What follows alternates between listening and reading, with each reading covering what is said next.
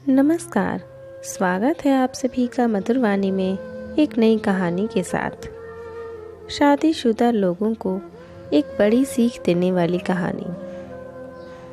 पत्नी ने न जाने क्या किया था कि पति ने उसे एक के बाद एक कई थप्पड़ जड़ दिए। हमेशा हर सिचुएशन को शांति से हैंडल करने वाली पत्नी भी इस बार इतनी अशांत हो उठी कि उसने अपनी चप्पल ही निकालकर पति की ओर दे फेंकी। चप्पल पति के बालों को छूते हुए निकल गई। ये किस्सा यहीं पर खत्म हो सकता था, मगर पति ने इसे अपनी मर्दानगी का विषय बना लिया और बात बद से बदतर होती चली गई। रिश्तेदारों ने भी आग में घी का काम किया। किसी ने कहा, जो औरत अपने पति को चप्पल से मार सकती है वो ना ही तो वफादार हो सकती है और ना ही पतिव्रता। ऐसी औरत परिवार ही नहीं पूरे समाज पर कलंक की तरह है। बीवी के पक्ष वाले कहाँ पीछे रहने वाले थे। किसी ने कहा, 21वीं सदी में भी जो स्त्री के साथ मारपीट करते हैं उन्हें तो जेल ही भेज देना चाहिए।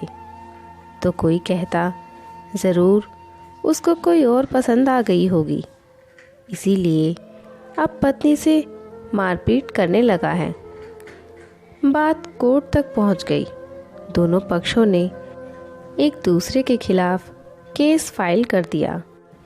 पति ने चरित्रहीन होने का तो पत्नी ने दहेज और शारीरिक उत्पीड़न का आरोप लगाया। 2 वर्षों से अधिक समय के लिए केस चला था। इन 2 वर्षों के दौरान दोनों पति पत्नी अलग रह रहे थे। इन 2 वर्षों के दौरान दोनों पक्षों के समर्थकों की संख्या कम हो गई थी। पहले जहां दोनों पक्षों में समर्थकों का समूह होता था, अब गिने चुने लोग ही रह गए थे। पति और पत्नी दोनों की आर्थिक स्थिति भी इस समय के दौरान नीचे गिर चुकी थी। जिन्हें वो अपना शुभचिंतक समझ रहे थे, पैसों की बात आते ही उन्होंने भी अपना पलड़ा झाड़ लिया था। अगर कोई देने को राज़ी भी हुआ तो मोटे ब्याज की शर्त पर। आखिरकार वही हुआ जो सब चाहते थे, डाइवोर्स। हर कोई खुश था। दोनों पक्षों के रिश्तेदार, उनके माता पिता और दोनों के वकील। लेकिन 5 साल की सुखद शादी और एक सुंदर बेटी होने के बाद मिले इस डाइवोर्स से पत्नी मूक थी और पति शांत। शायद ये एक इत्तेफाक ही था कि इस खुशी को मनाने के लिए दोनों पक्ष के लोग एक ही चाय की टपरी पर बैठे, आमने सामने। इत्तेफाक इसीलिए क्योंकि ज़्यादातर लोग जो एक दूसरे के विरोध पक्ष को सपोर्ट कर रहे थे, वे एक दूसरे को अच्छे से जानते भी नहीं थे। पति पत्नी भी इन सभी से दूर एक दूसरे के सामने मेज पर बैठे। पत्नी ने पति से कहा, अब तो खुश होंगे ना? तुम्हारे मन की जो हुई है मुबारक हो। तुम भी तो आज जीत गई हो। मुझसे तलाक तो तुम्हें भी मिल गया है। Congratulations to you too. पति ने कहा, तलाक को तुम जीत का प्रतीक समझते हो? पत्नी ने पूछा। पति चुप रहा। थोड़ी देर की शांति के बाद पति ने कहा, मुझे तुम्हें 5 लाख रुपए अभी और हर महीने 8,000 देने का आदेश है। अभी मेरे पास पैसे नहीं हैं, इसीलिए हमारा मतलब मेरा जो सिटी में फ्लैट है उसे तुम्हारे नाम कर देता हूँ। पत्नी बोली, लेकिन उस फ्लैट की कीमत तो 18 लाख की है। हाँ, लेकिन हमारी बेटी तुम्हारे साथ है और आगे जाके उसके खर्चे भी बढ़ेंगे, तुम्हें थोड़ी आसानी होगी। पति ने कहा, नहीं नहीं, मुझे सिर्फ 5 लाख ही देना, और तुम हर महीने 8,000 देने ही वाले हो, तो मैं मैनेज कर लूँगी। अगर 5 लाख नहीं है तब भी कोई बात नहीं, पत्नी बोली। दोनों फिर से शांत हो गए। पति सोचने लगा, कितनी भोली और समझदार है ये औरत, जो कुछ समय पहले तक मेरी पत्नी थी और अब अनजान।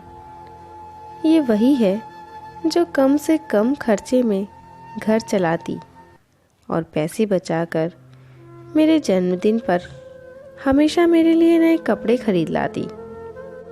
कभी बीमार भी हो जाती तो पैसे बचाने के लिए मुझे मालूम ना होने देती और घरेलू नुस्खों से अपना इलाज कर लेती।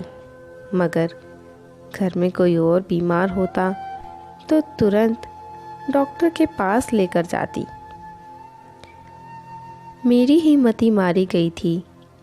मैं ही अपनी झूठी मर्दानगी के चक्कर में इतनी बड़ी गलती कर बैठा। पत्नी के दिमाग में भी कुछ उथल पुथल चल रही थी। अभी भी वैसा का वैसा ही है। पहले भी खुद से ज़्यादा हमारे बारे में सोचता था और अब भी वही कर रहा है। ये वही आदमी है जो मुझे एक्सीडेंट से बचाने के लिए खुद मोटरसाइकिल के आगे कूद पड़ा था और अपनी उंगली तुड़वा बैठा था। पता नहीं कौन सी मनहूस घड़ी में मैं झगड़ा कर बैठी। पति ने मौन तोड़ते हुए पूछा, अब तुम्हारे कमर का दर्द कैसा है? ज़्यादा तकलीफ तो नहीं होती है? पत्नी हल्का सा मुस्कुराई और बोली, अभी भी होता है। अब तो पेट में भी क्रैम्प्स उठते हैं। वो तो होगा ही, तुम योगा या कसरत भी तो नहीं करती हो। अब किसी गायनोलॉजिस्ट को ज़रूर दिखा देना, पति ने कहा। तुम बताओ, तुम्हारा अस्थमा कैसा है अब? क्या अब भी दौरे पड़ते हैं तुम्हें? पत्नी ने पूछा। हाँ, पड़ते हैं, पहले से ज़्यादा, क्योंकि अक्सर इन्हेलर लेना भूल जाया करता हूँ। याद दिलाने के लिए तुम जो नहीं हो अब, पति बोला। पत्नी के आंखों में आंसू आ गए। वो बोली, तुम्हें मेरे चरित्र पर सवाल नहीं उठाने चाहिए थे, तो ये परिस्थिति भी नहीं आती। हाँ, मैं जानता हूँ तुम बहुत अच्छी हो। मुझसे गलती हो गई, बहुत बड़ी गलती। मैं लोगों के बहकावे में आ गया था, पति बोला। तुमने भी तो मुझ पर दहेज का इल्ज़ाम लगाया था, वो बोला। गलत था और इस बात का मुझे भी पछतावा हुआ, पत्नी ने कहा। पति कुछ कहना चाह रहा था लेकिन हिचकिचा रहा था। पत्नी ने पूछा, कुछ कहना चाहते हो क्या? वो बोला, क्या सब पहले जैसा नहीं हो सकता? क्या मतलब? पत्नी बोली, मतलब कि हम फिर से पहले की तरह पति पत्नी बनकर, सच्चे दोस्त बनकर नहीं रह सकते? पति बोला, पर ये डाइवोर्स के पेपर दिखाते हुए पत्नी ने कहा, फाड़ देते हैं। पति ने अपने पास रखे डाइवोर्स के पेपर फाड़ते हुए कहा। पत्नी ने भी अपने पास रखे पेपर फाड़ दिए। सभी हैरान थे। वकील, रिश्तेदार और माँ बाप। पति पत्नी एक दूसरे के हाथ में हाथ पकड़े अपने घर की ओर चले गए।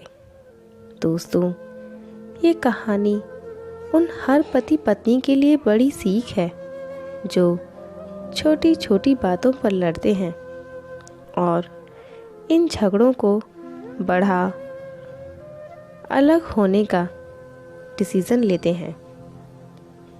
प्यार और झगड़ा तो एक सिक्के के दो पहलुओं की तरह होता है।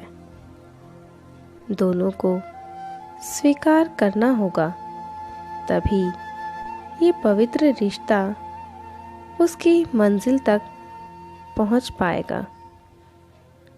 आशा करती हूँ दोस्तों, आपको ये कहानी पसंद आई होगी। वीडियो को लाइक और चैनल को सब्सक्राइब किए बिना जाइएगा नहीं। मिलते हैं एक नई कहानी के साथ। धन्यवाद।